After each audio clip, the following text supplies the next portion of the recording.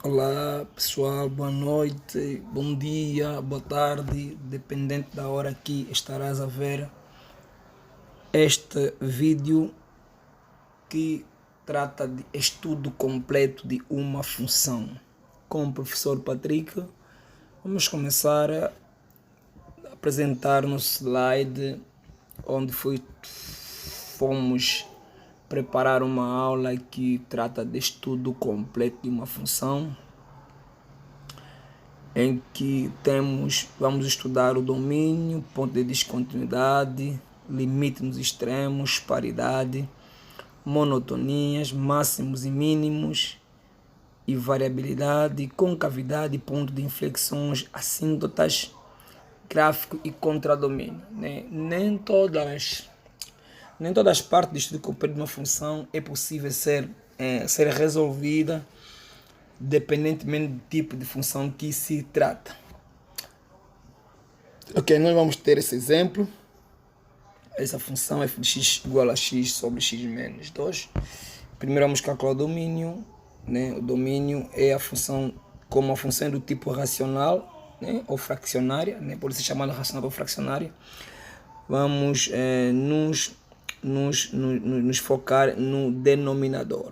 Denominador deve ser diferente de zero, ou seja, não pode ser igual a zero, em três palavras. Então, portanto, x menos 2, que é o nosso denominador, vai ser diferente de zero. Isolando x, vamos ter x diferente de 2. A resposta do domínio é domínio pertence aos reais, como está aqui escrito, domínio pertence aos reais, excepto 2. Também pode ser representado assim: domínio pertence aos reais, aqui colocamos o menos e colocamos o 2. Pode ser representado assim.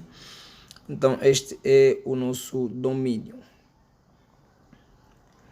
A seguir vamos no ponto 2, que é ponto de descontinuidade. Ele é responsável de tratar se uma função é contínua ou descontínua, mas em que ponto, Como agora, como a função que nós calculamos, o domínio dele pertence aos reais, excepto 2, ou seja, 2 não pode fazer parte desta função.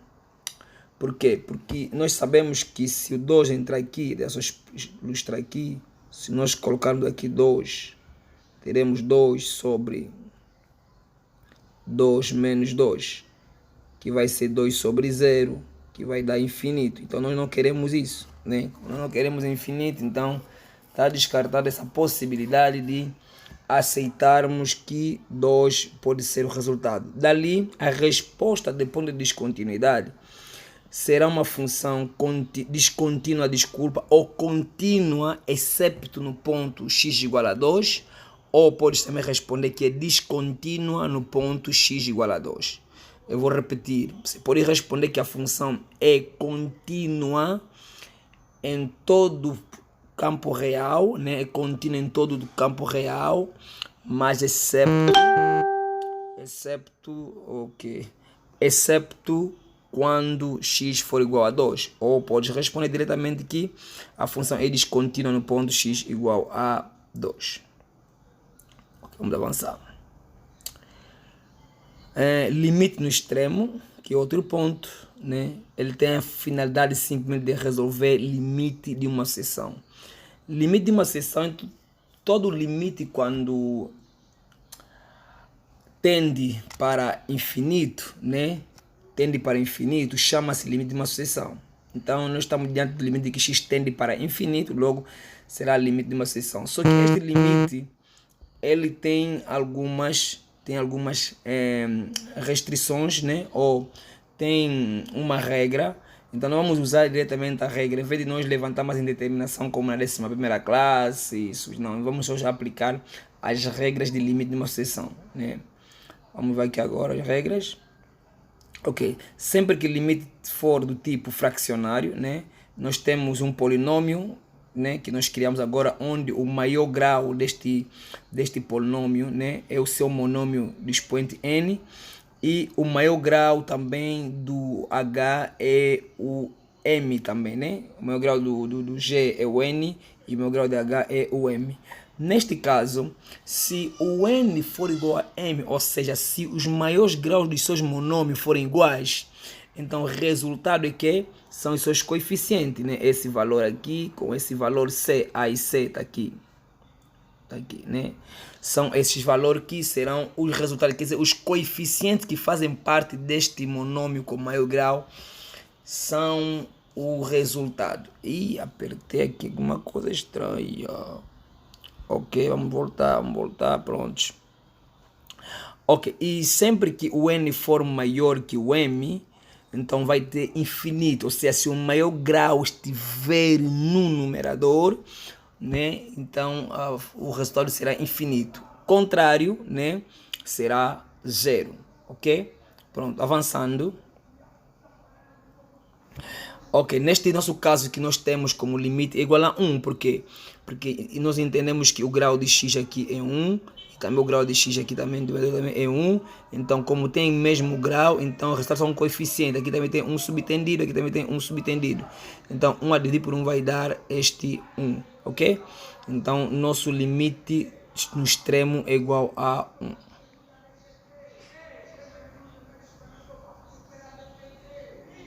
Ok, não sei porque a minha tela parou de funcionar. Ok, então vamos aqui encontrar paridade, né?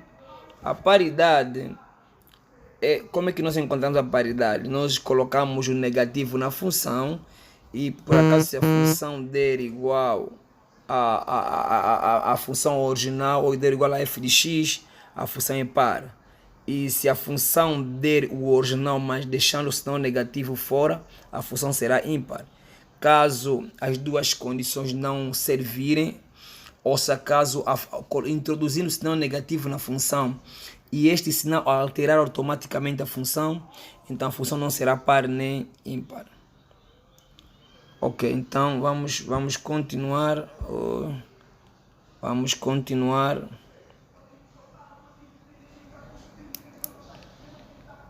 Vamos continuar. Aqui nós temos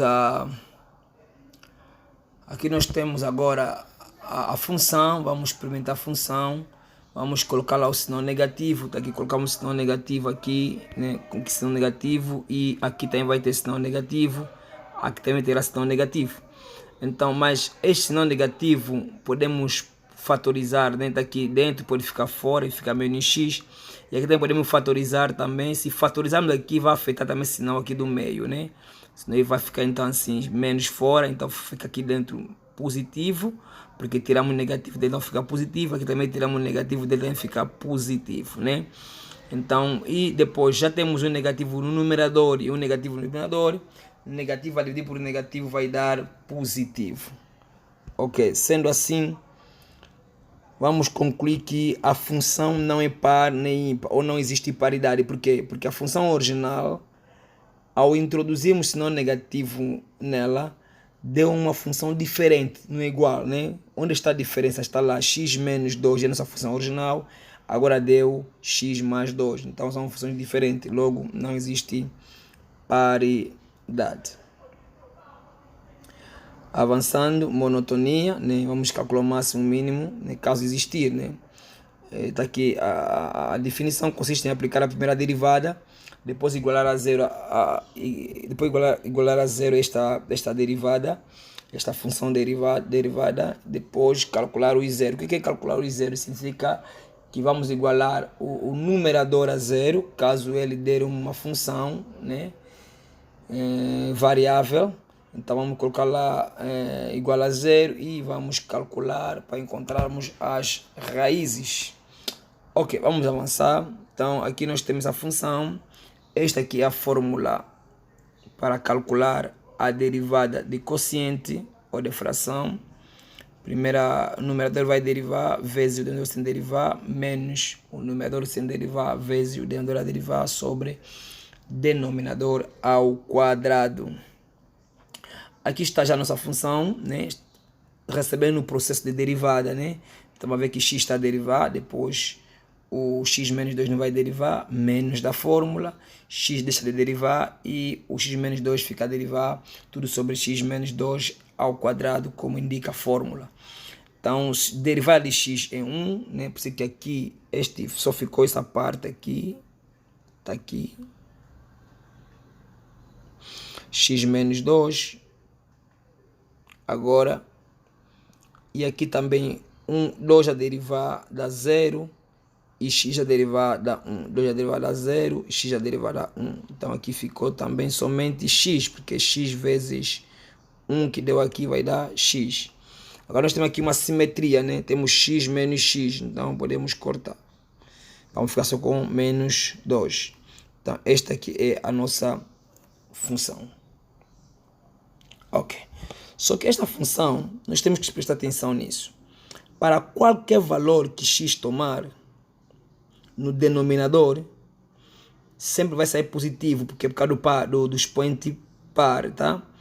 Qualquer valor que o x tomar ali, excepto 2, né? Porque 2 já foi negado, não podemos esquecer disso, excepto 2, né?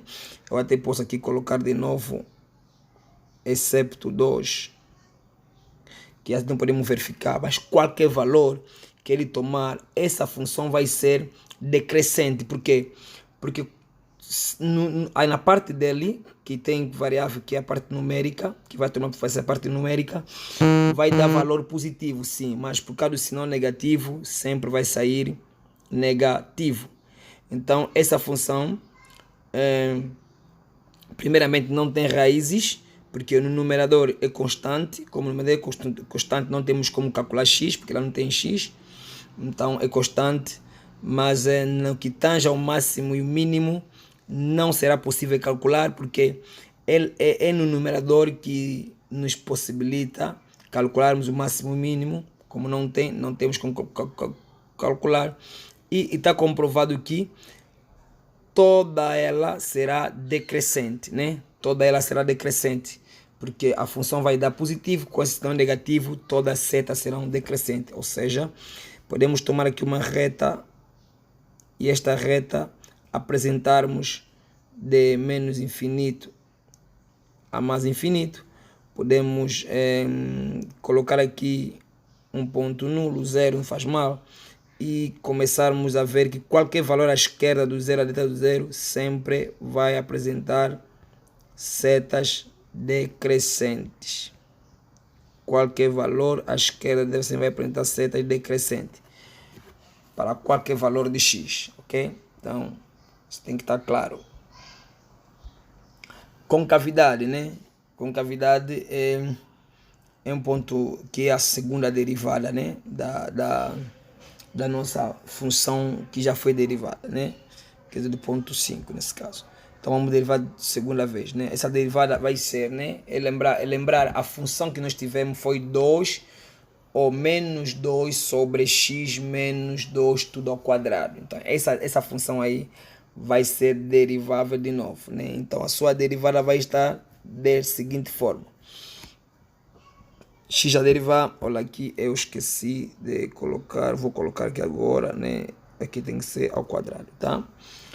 Derivar, o outro sem derivar, menos ele agora sem derivar e o outro a derivar, e o outro ao quadrado, duplo quadrado, né? Quadrado e quadrado, quadrado que ele já encontrou e quadrado da fórmula. Então 2 é constante, a derivada dá zero, vai desaparecer. Então se ele é zero, toda essa expressão vai ser igual a zero. E vamos ficar só com essa expressão daqui, depois de sinal negativo. Que ficamos aqui com 2 vezes 2, porque este 2 que está aqui no expoente vai descer, né? E é derivada composta, e x menos 2 vai derivar. Então, derivando x menos 2, vamos ter x a derivar 1 e 2 a derivar é 0. Logo, vamos ficar simplesmente com menos 2 vezes 2. Esse menos 2 vezes 2 que está aqui, que deram menos 4. Com esse sinal que está aqui, menos com menos vai dar mais, né? Juntando esse vai dar mais. Ok, então ficamos com essa função. Na mesma senda, né? Notamos que também que o numerador não tem variável. Então vamos prosseguir da mesma forma que nós prosseguimos no ponto de monotonia. Ok. Então, daqui está escrito que esta função tem concavidade para cima, porque qualquer valor que x tomar, excepto, outra vez, é importante sempre indicar isso, excepto 2.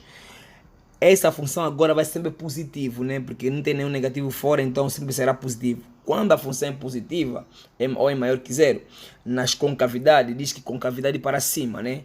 Então, sempre que será para cima, para qualquer x que pertence aos reais, excepto somente 2. E como não tem raízes, pois o numerador tem um valor constante, então não existirá pontos de inflexão. Ok. Então, assíntotas. Uma função pode ser assíntota. Está esquecendo aqui de colocar o M. Vertical, horizontal e oblíqua. Né? Existe assíntota vertical quando existe ponto de descontinuidade. E outras assíntotas nós conseguimos encontrar por meio da função linear que nós já temos aqui representada, né? onde M é angular, coeficiente angular, e o B é coeficiente linear, né? Ok, vamos estar aqui da seguinte forma. Então estamos aqui, assíntota vertical, né? Vai ser x igual a 2, porque a assíntota vertical é o ponto de descontinuidade. E lá na linha 2, nós calculamos o ponto de descontinuidade, dizemos que era igual a 2. Então, a assíntota vertical será igual a 2. Agora, para calcularmos já a assíntota oblíqua e horizontal, temos que saber quem é o coeficiente angular e quem é o coeficiente linear. Como calcular o coeficiente angular? É por intermédio dessa fórmula, limite quando n tende, aqui não é n, estamos a trabalhar com x, foi uma falha técnica, então aqui é x tende a infinito de f de x sobre x, e aqui está a mesma coisa, também é x para b, então x tende a infinito de f de x menos mx, pronto. Então avançando, vamos ter aqui, calculando, né, f de x é a nossa função principal, colocamos, lembrando que aqui queremos aplicar fração, né, divisão de fração, aqui nós temos um subtendido, então manter a primeira face inversa da segunda, e simplificando este com este, vamos ter 1 sobre x menos 2. Substituindo aqui o infinito, lembrando que estamos a trabalhar com n, não, estamos a trabalhar com x. Isso tudo aqui é x, para não complicar-vos. Se for n, então toda aquela função será constante, né? X, então x tende, então deu 0. Se deu 0, né, logo o m vai ser igual a 0. Pronto. M igual a 0, agora vamos calcular o b. Lembrando que B tem fórmula, né? Tem aqui um M, tá aqui um M. Então vamos colocar aqui M é 0, tá aqui. Colocamos aqui a função, tá aqui ela a função. E 0 desaparece, né? 0 é 0, desaparece. Então aqui nós temos esta função. E logo também vimos que ficando com este limite, pela regra de limite de uma seção, isso vai ser igual a 1. Logo B vai ser igual a 1. Ok. Então voltando na função linear, como m é igual a 0, então não existe assíntota oblíqua. E como b é igual a 1, então existe assíntota horizontal, né? Porque b é igual a 1 e m é 0, né? Posso aqui representar aqui, vejam se isso y é igual a mx, então vai ser 0x mais 1 do b. Então essa parte vai desaparecer, então y vai ser igual a 1. Logo existe assíntota horizontal, uma reta que passa paralelamente às abscissas, ok? Então gráfico e contradomínio, né? Gráfico este aqui que fizemos no software GeoGebra, né? Só para ter quem fez um GeoGebra. Posteriormente podemos aprender isso no GeoGebra, então transportamos num Word, fizemos uma captura de tela e reformamos, colocamos aqui, né? E vai ser assim, né? Essas curvas são as assíntotas, né? As vizinhanças, né? Que nunca tocam nas retas, tanto quanto horizontal que nos... Essa reta horizontal nós obtivemos que é y igual a 1, tá? Passa aqui no y igual a 1. E essa reta vertical obtivemos quando calculamos a assíntota vertical, né? Aqui ele, vertical, que é 2. Então essas curvas aqui são chamadas de vizinhanças, ou que são curvas que saem de menos infinito para mais infinito, mas sem tocar nestas linhas, né? Sem tocar nessas linhas, ou que tendem para lá, mas não tocam. Pronto, então esse aqui vai ser nosso gráfico. E posteriormente o contradomínio. O que é contradomínio? É procurarmos a possibilidade de isolarmos o x. Se conseguirmos fazer transformações algébricas e isolarmos o x, então nós estamos diante de possibilidade de estudar o nosso contradomínio. Então aqui nós estamos a ver que fizemos sistema cruzado, né? Pegamos a função, ok, isso aqui é a mesma coisa que f de x, só transformei em y para me possibilitar fazer o cálculo, né? Então fizemos sistema cruzado, estamos aqui. Agora eliminamos parentes, esse multiplica com esse, depois multiplica com esse, estamos aqui. Y de x menos 2x igual a x. Agora, esse aqui sai, esse entra, né? Tá aqui, mudando o sinal, menos x e 2y. Agora aqui, ficamos com essa expressão aqui, tem fator como que xx, fatorizamos, né? Então fica y dentro e menos 1 no lugar de x. E isso vai ser igual a 2y. Hora de isolar toda essa parte, que queremos isolar o x, então toda essa parte aqui vai a dividir. Então conseguimos isolar o x ou transformarmos a função y em função de x. Então contra-domínio será sempre a ideia de domínio, né? Pegarmos agora essa parte diferente de zero e y vai ser diferente de zero, ATT, né? Essa é a informação importante, que a reta horizontal obtida anteriormente na cinta horizontal, tá? Ele, assim como nós buscamos a cinta vertical, se nós encontrarmos o contradomínios, podemos notar essa similaridade nos resultados da cinta horizontal. Ok, bons estudos. Este é exercício que eu poderia apresentar para vocês, meus estudantes, e também que não são meus estudantes, que neste momento estão a falar de estudo completo de uma função. Boa sorte, estamos juntos.